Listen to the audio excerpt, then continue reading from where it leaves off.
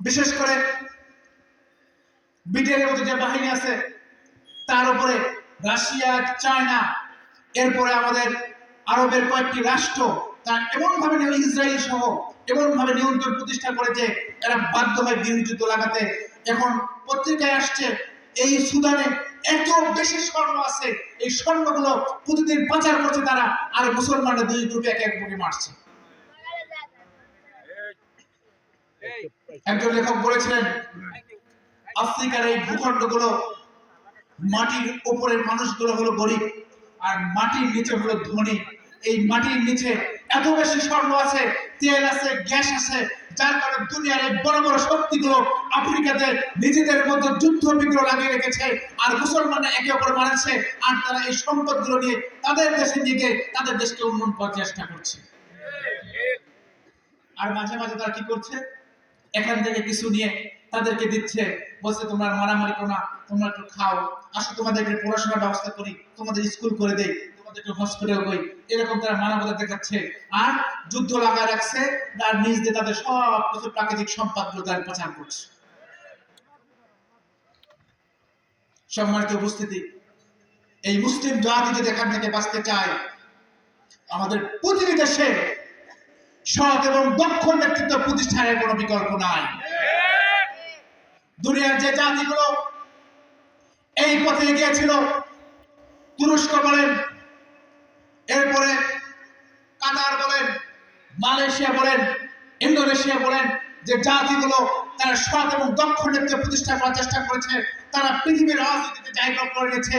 যারা শুধুমাত্র নিজেরা নিজেদের নিয়ন্ত্রণ করার চেষ্টা করেছে, ইতিহাসে তারা নিজেরা নিজেদের সাথে লড়াই করেছে আর জুলুম করেছে, নিজেরা নির্যাতিত হয়েছে আর দেশান্তরিত হয়েছে। প্রিয় উপস্থিতি, আমাদের প্রিয় মাতৃভূমি বাংলাদেশ, এই বাংলাদেশ অনেক আন্দোলন সংগ্রামের মধ্য দিয়ে আমরা একাধিকবার স্বাধীনতা অর্জন করেছিলাম। আমরা 47-এ স্বাধীন হয়েছিলাম, আমরা 71-এ স্বাধীন হয়েছিলাম। 71-এ স্বাধীন হওয়ার পরে 1975-এ এই নভেম্বর মাসে, আজকে 8 তারিখ, নভেম্বরের 8 তারিখ, 75 সালের নভেম্বরের 7 তারিখে বাংলাদেশের ইতিহাসে একটি বড় ঘটনা ঘটেছিল, যেটিও সেপাহী এবং বিপ্লব দিবস হিসেবে পরিচিত এবং পরবর্তীতে জাতীয় সংহতি দিবস অভিহিত করা হয়েছে। মূলত ঐতিহাসিকভাবে সেপাহী বিপ্লব বলে পরিচিত ছিল। আপনারা জানেন আজকের এই দিনে 3 নভেম্বরের হত্যাকাণ্ডের পরে, এরপরে যখন ভারতের একটা গ্রুপ, ভারতের অনুগত কয়েকজন সেনা অফিসার বাংলাদেশের রাষ্ট্র ক্ষমতা দখল করার চেষ্টা করে, তখন শহীদ প্রেসিডেন্ট জিয়াউর রহমানকে তারা বন্দী করেছিল। এরপরে জনতা এবং সিপাহীরা একসাথে প্রেসিডেন্ট জিয়াউর রহমানকে তারা ক্যান্টনমেন্ট থেকে মুক্ত করে তাকে বাংলার মানুষের সাথে মিশিয়েছিল এবং সেদিন থেকে বাংলাদেশের সার্বভৌমত্ব একদিকে ভারতের হাত থেকে রক্ষা পেয়েছিল, অপরদিকে যারা সমাজতন্ত্র প্রতিষ্ঠা করতেছিল সে জাসদের হাত থেকেও এই বাংলাদেশের রক্ষা পেয়েছিল। ইতিহাসের সত্যকে অস্বীকার করার সুযোগ নেই, কিন্তু আমরা ইতিহাস থেকে শিক্ষা নেই না।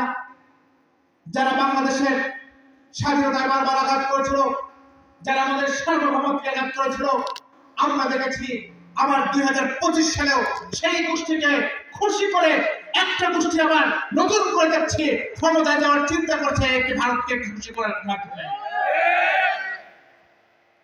অথচ আমরা আমাদের অতীত, আমাদের নেতারা এই অপশক্তির বিরুদ্ধে কিভাবে লড়াই করেছিল, কিভাবে জীবন বাজি রেখে কাজ করেছিল, সেখান থেকে আমরা শিক্ষা নিয়ে আমরা শুধুমাত্র ক্ষমতা দখল করার মধ্যে আমাদের মাথায় এবং চিন্তাগুলো লিপ্ত রয়েছে। প্রিয় উপস্থিতি, আজকে এই বর্তমান প্রেক্ষাপটে জুলাই অভ্যুত্থানের মধ্য দিয়ে বাংলাদেশ যখন এগিয়ে যাচ্ছিল, আমরা দেখেছি সংস্কার কমিশনে অনেকগুলো সংস্কার নিয়ে আলোচনা হয়েছে। জাতির সর্বশেষ বেশিরভাগ রাজনৈতিক দলগুলো জুলাই সনদে স্বাক্ষর করেছিল এবং জুলাই সনদের স্বাক্ষরের মধ্য দিয়ে আমাদের দাবি ছিল যে ছেলেগুলো লড়াই করেছে, যারা রক্ত দিয়েছে, যারা জীবন দিয়েছে, যারা আহত হয়েছে, তাদের একটা সাংবিধানিক স্বীকৃতি দরকার। এই সাংবিধানিক স্বীকৃতির জন্য জুলাই সনদের প্রয়োজন ছিল, কিন্তু দুঃখজনক হলো সত্য, এই জুলাই সনদকে বাস্তবায়নের জন্য আমাদের যে গণভোট দরকার, সেই গণভোট নিয়ে আমরা দেখলাম আরেকটি রাজনৈতিক দল নতুন করে সেটিকে বানচাল করার চেষ্টা করেছে। আমার দাবি তোলা হচ্ছে গণভোট এবং জাতীয় নির্বাচন একই দিনে হবে। আপনি চিন্তা করেন তো, পাগল ধরছে জাতি তো অনেক বছর ঠিকঠাক ভোট দিতে পারে নাই, ভোট দেওয়ার জন্য সবাই বেকুল হয়ে আছে। আমাদের দেশের কত পার্সেন্ট মানুষই ভোটের পুরোপুরি সিস্টেম বোঝে? একই দিনে গণভোট হবে, একই দিনে জাতীয় ভোট হবে, এটা কি আসলে সম্ভব? আবার তারা বলছে যে সংস্কার কমিশন নাকি তাদের সাথে সত্য ভঙ্গ করেছে, কারণ তার নোট অফ ডিসেন্ট যেগুলো দিয়েছিল আপত্তি, তারা মনে করেছিল এই আপত্তিগুলোকে গ্রহণ করবে না। ভাই, একটা বিষয়ে সংস্কার সিদ্ধান্ত হয়েছে, আপনার আপত্তি থাকতেই পারে, কিন্তু আপনার আপত্তি মানে যে সেটা বাদ দিতে হবে। বাংলার মানুষের এই চিন্তার সকল রাজনৈতিক দলের চিন্তাকে কোনো দাম নেই। এত আপত্তি কেন? এই কমিশনে কি ছিল? মানুষ চেয়েছিল এই বাংলাদেশে যদি একজন প্রধানমন্ত্রী, দুইবারের বেশি প্রধানমন্ত্রী হয় একজন ব্যক্তি, একই সাথে দলের প্রধান হয়, একই সাথে সরকারের প্রধান হয়, তাহলে অনাগত দিনগুলোতে ফ্যাসিবাদের জন্মঘোষিত করে থাকে। তাই আমরা চাই, জাতিগুলো চেয়েছে, রাষ্ট্র চেয়েছে, এদেশের বেশিরভাগ মানুষ চেয়েছে, বিভিন্ন রাজনৈতিক দল চেয়েছে যে আমরা আর এক ব্যক্তিকে দুইবারের বেশি প্রধানমন্ত্রী দেখতে চাই না। এই সিদ্ধান্ত হয়েছিল, কিন্তু এটা তারা মানতে পারছে না।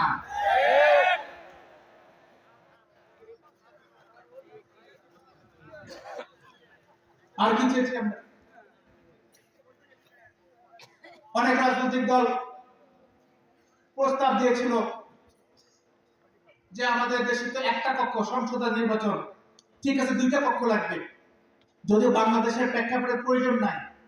যে এমনিতে যে পরিমাণ খরচ, উচ্চ কক্ষ মানে সিনেটর হবে, দেখবেন কয়েকদিন একটা সংসদ হবে, ওখানে কোনো নির্বাচন হবে না, এখান থেকে মনোনয়ন দেবে, ওখানে অটো এমপি হয়ে যাবে, সিনেটর হবে। তো ঠিক আছে, অনেকে প্রস্তাব দিয়েছেন যে আমাদের সমাজের কিছু অভিজ্ঞ মানুষ তাদের কাজে লাগানো দরকার, এজন্য আমাদের উচ্চকক্ষ হওয়া দরকার। ঠিক আছে, বিভিন্ন প্রয়োজনে অনেক রাজনৈতিক দলগুলো চিন্তা করেছে, ঠিক আছে হোক, কিন্তু যে উচ্চকক্ষ হবে এই উচ্চকক্ষের মূল্যায়ন নয়, এই উচ্চকক্ষের নিম্নকক্ষের ভোটে কে কত পার্সেন্ট ভোটে ভোট পেয়েছে তারা লোক উচ্চকক্ষে এমপি পাবে, সেটা বলছে না, সেটা হবে না। কে কত আপনার এমপি পাবে তারা লোক উচ্চকক্ষে এমপি হবে, এটা বাংলাদেশের মানুষ মেনে নিতে পারে না। আমরা অতীতে দেখি নাই মহিলা নারী এমপি গুলো কি নির্বাচিত হয়েছে, যে বসে বসে রিডিং করতে পারে না দেখে দেখে? এরকম সিস্টেম কি আমরা চাই? সম্মানিত উপস্থিতি, আমরা মনে করি কোন নোট অফ ডিসেন্ট নয়, বাংলাদেশের মানুষ জুলাইয়ে লড়াই করেছিল, জীবন দিয়েছিল। বাংলাদেশের রাজনৈতিক সংস্কৃতি পরিবর্তন, বাংলাদেশের সংবিধানের মৌলিক পরিবর্তনগুলো হবে, যে মৌলিক পরিবর্তনের মাধ্যমে বাংলাদেশে আর কোনো স্বৈরাচার